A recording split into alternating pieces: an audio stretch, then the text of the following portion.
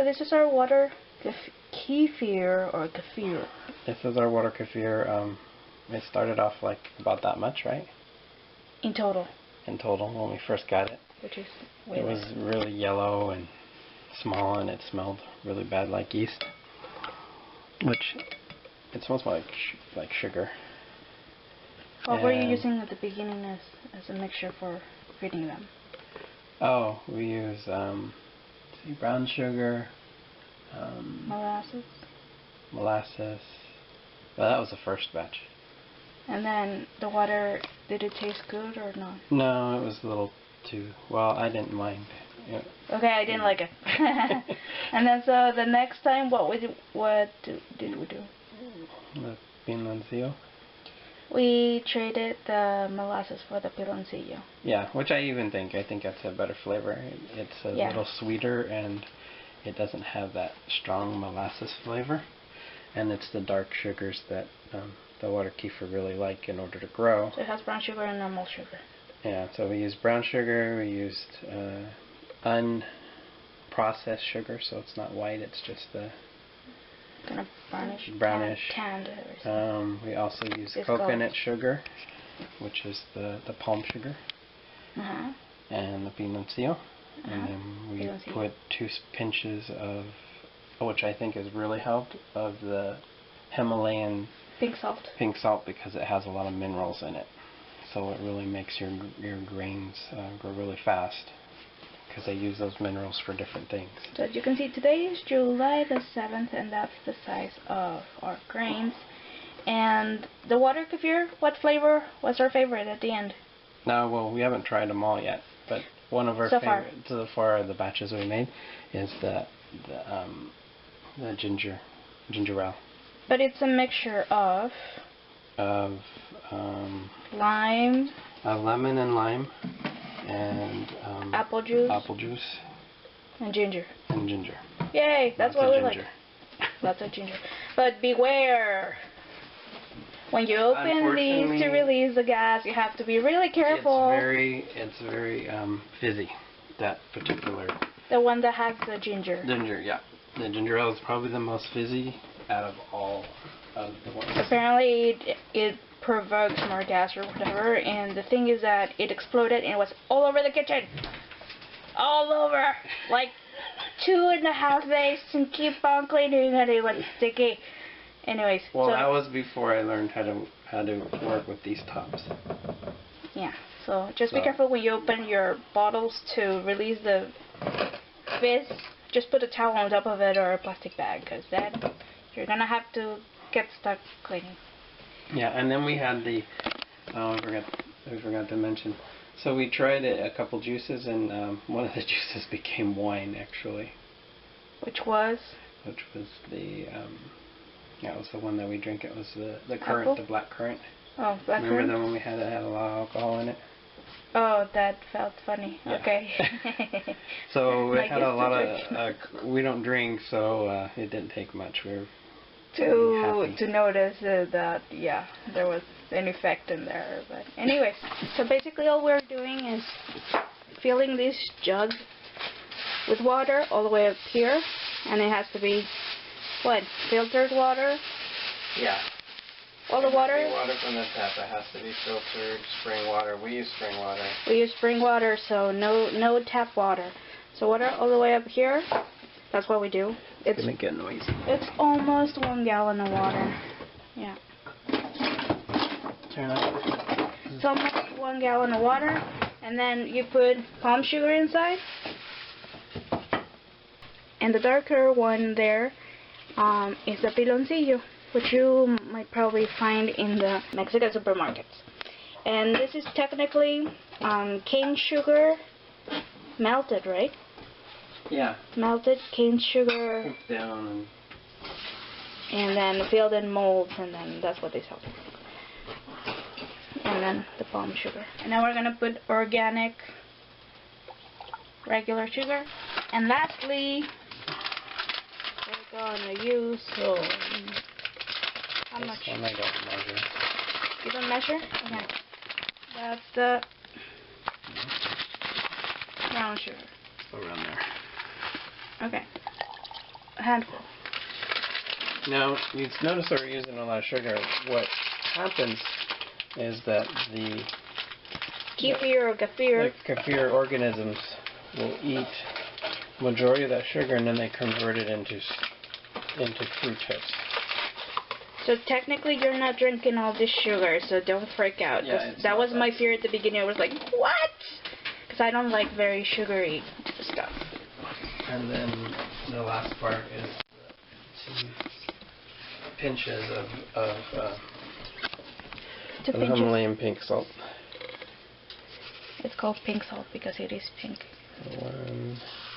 And this provides minerals, which you don't have to do this every time. I mean, that water doesn't taste salty or anything. No, not at all. But it's important that if you're not going to use the pink salt, you can use an eggshell that's really clean. But I'm kind of paranoid with salmonella, even though the water Kefir would probably kill any, outcompete it by outcompeting it. Yeah, but since we're not chemists, we're not testing everything. But I'm kind of paranoid, so I don't use that.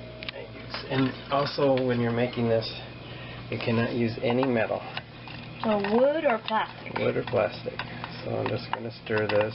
Supposedly if it's stainless steel, it could be, but just to make sure that you're not messing it up, just use a wooden spoon or a plastic. Just distribute the water. And you don't have to, a lot of videos that I've seen where you have to take hot water and melt the sugar. You don't. You don't need it. You can do it, you don't need it. As long as it's room temperature, it's fine. And then you take your grains and gently, oops, without spilling them all over. Now you can't do the giveaway. Ah. No, I can't. I'm joking. Put the grains in there.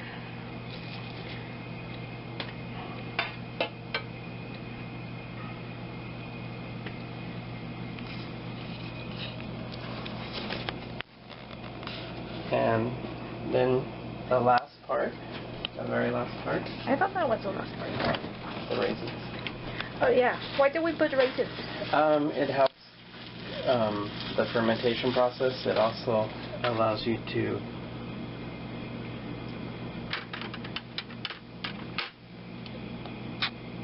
it increases the carbonation. They say that if you don't put any fruit in there, and you can use any organic fruit, it has to be organic. Cannot be non-organic because they put sulfur. There could be a peach or something. So it could be a lot of people use dates. They use figs, apricots. This is how much I usually use. Okay. For a batch this like big. 1/3 of a handful. Yeah. And this we drink a lot of this, so you don't have to use this much. No, it's depending on your consumption. Yeah. I mean, we drink it because we take a shot of it every day. No, the milk. The milk? Yeah, and then we drink this like soda. This is our soda. But we have been drinking it every day. Yeah, we have. At night? At night. Usually at dinner we have a glass. And that goes pretty quick. It does help with the flora, so it's something you might want to consider. For especially people that have stomach problems. I have, so.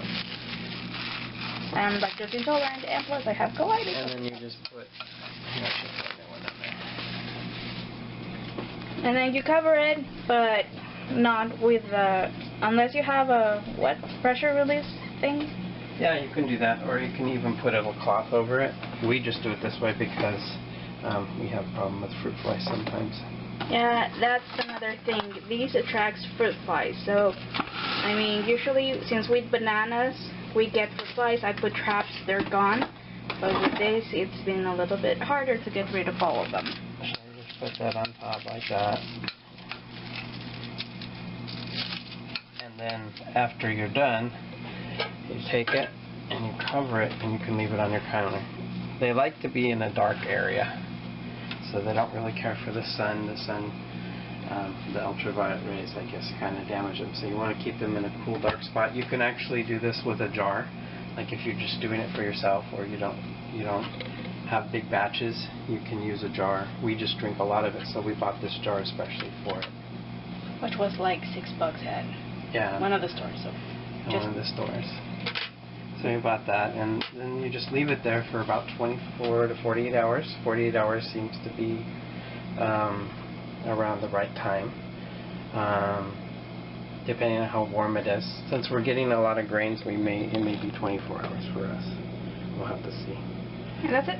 But you'll notice that it's done because it will be cloudy. It'll be kind of a cloudy, kind of a milky little bit, and you should see all the raisins still rising. Floating. Mm-hmm. Floating. Oh, and the lime. That's what we forgot.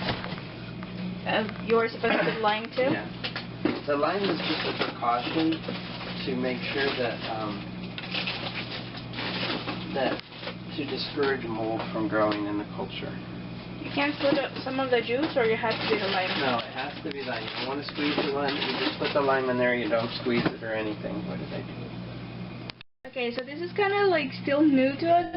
The third or fourth time? Fourth time, yeah. So, yeah, so that's why he kind of like missed the lime, but there you go. That's one of the last ingredients. Yes. You put the whole lime like that. Just a whole half a lime. Make sure it's organic. If it's not, then wash it at least 3 times with soap and water. Because of pesticides. And then wash it really good. Yeah, because of the pesticides, which might hurt the grains. But as long as you wash it really well, it seems to be okay. Let's see. And that's it. Yeah. And these will grow like crazy. I mean, this is our only what? Our fourth. Our fourth batch. And we already have enough to give away. Yeah. So I mean, yeah, we have a lot. And as you can see, they're breaking down the sugar really fast. See? That's all the organisms just loosening up the sugar. That's why you don't have to mix it that much. They'll do that for you. You got very hungry organisms. And water kefir, if you've got problems with, if you get yeast infections a lot, if you have problems with your nails, if you get fungal infections in your nails, drink water kefir. It'll wipe them out. And it will take a couple months, but it will. It will balance your flora in your body. So as long as you drink it every day, you're okay. Same thing with the milk kefir, which we'll do later. We just started getting that. We're just learning that process too. So what is it like? Basically, it balances the flora in your body. It replaces it. Oh, for good flora. So the good flora. So these all have really good bacteria and yeast in here. So they're good, and so what happens is that they eventually colonize your intestinal tract. But it's good for you. And then they produce unnatural antibiotics that keep the other bad organisms from growing in your stomach. Did you say that you're not supposed to take it very often because of what? No, you can take it as often as you want. Oh, that's the milk one? It's the pills. Pills? You can overdose on the pills. And end up with diarrhea? And you usually get, a little bit of diarrhea. They say you can have a little bit too much of the flora. This, because it pretty much, half of it goes through your system, gets killed in the stomach acids, the other half live. So. And that's it. Thank you for watching.